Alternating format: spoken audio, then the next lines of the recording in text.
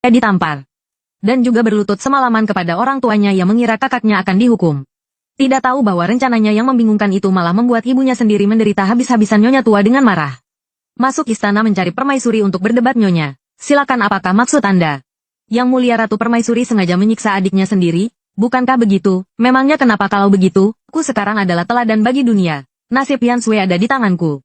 Tak disangka Nyonya tua belum menyadari bahwa itu adalah jebakan. Langsung berkata jika ada apa-apa, timpakan saja padanya. Hasilnya justru sesuai dengan keinginan permaisuri. Bibi Qian akan jadi. Apakah masih mau? Ia bilang rasanya belum cukup. Bibi Tian masih bisa bekerja lebih keras lagi. Oh ya, kalau terlalu banyak memukul pasti tangan sakit nanti ya. Pilihlah alat yang pas di tangan ya, Nona Ye. Sampai saat ini, Nyonya tua masih belum sadar. Hidup dan matinya ada di tangan permaisuri.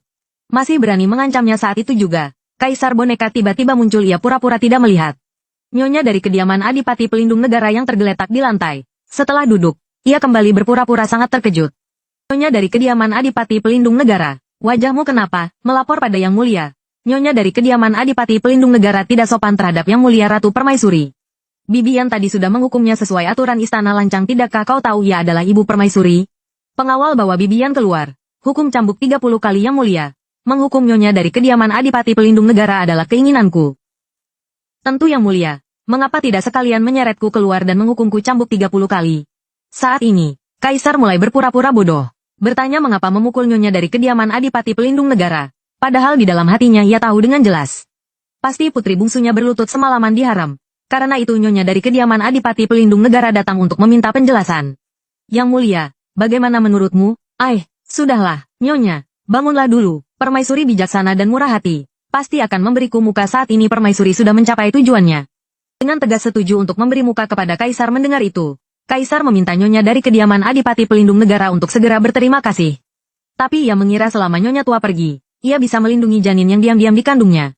Tak disangka Nyonya tua baru saja bangun, pergi ke perjamuan. Berdandanlah dengan baik. 2 hari lagi masuk istana untuk pemilihan selir. Permaisuri, Suer sedang tidak enak badan. Ini adalah titah. Hamba mohon diri. Saat ini Nyonya tua sudah takut dipukul, tidak berani lagi mempertaruhkan nyawanya. Dan Kaisar juga panik. Tidak tahu bagaimana cara menghilangkan niat permaisuri. Yang Mulia, apakah ada keberatan? Aku hanya bertanya. Melihat Kaisar tampak marah tapi tidak berani bicara. Hati permaisuri merasa sangat senang. Sesaat kemudian, ia memanggil kakaknya, menyampaikan niatnya untuk memonopoli kekuasaan kepadanya. Aku ingin kekuasaan ayah tidak bisa diandalkan. Suami lebih tidak bisa diandalkan dan kakaknya adalah pelindung adiknya yang fanatik. Apapun yang ia lakukan, ia akan mempertaruhkan nyawanya untuk menemaninya sampai akhir. Dan apa yang ingin adik lakukan selanjutnya? Aku ingin menjadikan Ye Ruxuan Kaisar Boneka tanpa kekuasaan, lalu menggenggam kekuasaan besar di tanganku sendiri. Bagaimana menurut kakak? Tidak masalah. Kakak yang paling mempercayaiku. Apapun yang ingin adik lakukan, lakukan saja. Aku akan menjadi pendukung terkuatmu. Melihat perubahan adiknya saat ini, pria itu sedikit tidak percaya. Dulu ia begitu menyayangi Kaisar, kini malah begitu dingin dan kejam sebelum kekuasaan besar ada di tangan. Si Ye Ruxuan, kau harus hidup dengan baik, agar kau bisa merasakan sedikit demi sedikit penderitaan jatuh ke neraka. Keesokan paginya, semua calon selir yang terpilih akan diperiksa tubuhnya. Silakan Selir Yun maju untuk diperiksa. Mendengar perkataan ini, hati wanita itu berdebar kencang, karena ia mengandung anak Kaisar. Jika ketahuan bukan perawan, pasti akan dihukum oleh permaisuri. Saat ia tidak tahu harus berbuat apa, Kaisar datang terburu-buru, karena ia juga takut anaknya ketahuan. Tidak tahu bahwa permaisuri sudah lama menunggunya. Melihat tokoh utama telah tiba, permaisuri segera memerintahkan pemeriksaan tubuh. Bibi Tian, apa yang kau tunggu? Cepat bawa Selir Su dan Selir Jia untuk diperiksa tubuhnya. Kaisar buru-buru menyela, mengatakan bahwa tadi sudah diperiksa. Mengapa harus diperiksa lagi? Yang hadir adalah keturunan menteri penting istana. Pemeriksaan tubuh sama dengan tidak percaya. Lebih baik dibatalkan saja. Dan permaisuri sudah menduga apa yang akan dikatakannya. Menunggu Kaisar angkat bicara. Ini adalah peraturan leluhur. Apakah Yang Mulia berniat melanggarnya? Mendengar permaisuri membawa-bawa nama leluhur, ia tidak berani banyak bicara. Dan wanita itu terus menatap Kaisar, meminta pertolongan dengan matanya. Tak disangka permaisuri menyela. Mengapa selalu melihat Yang Mulia? Apakah kau ingin Yang Mulia melanggar aturan sekali untukmu?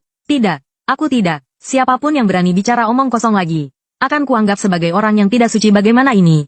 Yeshu masih belum tahu bahwa Yeksue sudah mengandung darah dagingku. Bagaimana jika ia mengira Yeksue berselingkuh dengannya?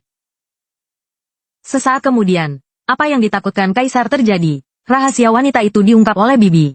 Tapi ia malah keras kepala, bersikeras mengatakan tidak tahu. Saat ini Kaisar juga panik. Mencari alasan untuk membelanya. Bahkan mengatakan bahwa Bibi sengaja memfitnah. Nona Yaner memang bukan perawan lagi pengawal. Bawa Yan Sui turun. Hukum cambuk 20 kali su. Kau tidak boleh melakukan ini padaku, kau tidak berhak menghukumku sewenang-wenang. Aku tahu Yang Mulia berhati lembut. Tetapi urusan yang menyinggung orang seperti ini. Biarkan aku yang melakukannya. Hukum cambuk 20 kali dulu. Jika tidak mengaku jujur, maka tambah 20 lagi. Saat ini Kaisar sangat cemas. Ia tidak berani mengaku. Juga tidak tahu bagaimana cara melewatinya. Melihat Kaisar tampak tidak berdaya, Permaisuri terus menambah minyak ke dalam api. Masalah ini pasti akan kuselidiki sampai tuntas. Saat ini Bibi datang melapor dengan panik. Nona Yaner dia ada apa lagi dengannya? Nona Yaner dia pendarahan hebat. Melihat gejalanya, sepertinya keguguran tapi itu anakku.